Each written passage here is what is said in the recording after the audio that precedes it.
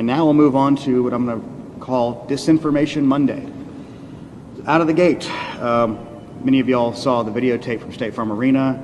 I spent hours with our post-certified investigators, Justin Gray from WSB, spent hours with us going over this video to explain to people that what you saw, the secret suitcases with magic ballots, were actually ballots that had been packed into those absentee ballot carriers by the workers in plain view of the monitors and the press.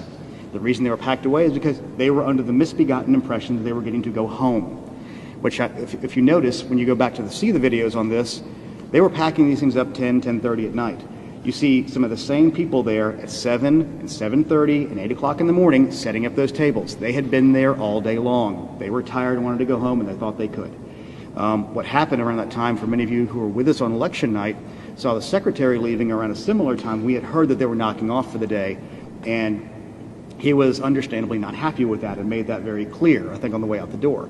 So our elections director for the state called the Fulton County elections director, Rick Barron, who was at the English Avenue warehouse doing election day activities, not at State Farm Arena, and said, "Why are y'all knocking off?" And he basically said, "What do you mean we're not knocking off?" And he goes, "Well, from what we understand at State Farm, they are." So Rick got off that phone call. Then you see Ralph Jones at State Farm Arena getting a phone call around that time as he's literally with blue seals in his hand to seal up these containers.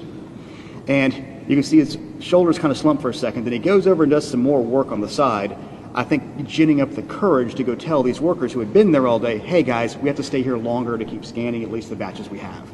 So you can watch all this happen. You can see it from the beginning to the end. We watched the beginning of that thing, and let's be clear.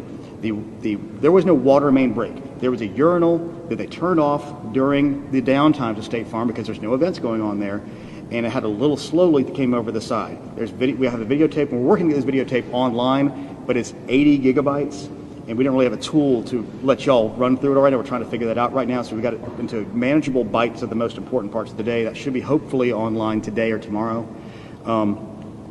So you'll see when they walk in and they see the obvious water leak on the floor.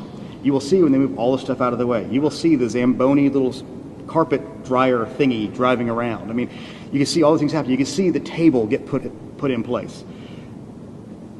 And what's really frustrating is the president's attorneys had this same videotape. They saw the exact same things the rest of us could see, and they chose to mislead state senators and the public about what was on that video. I'm quite sure that they will not characterize the video if they try to enter it into evidence, because that is the kind of thing that could lead to sanctions, because it's obviously untrue. They knew it was untrue, and they continue to do things like this.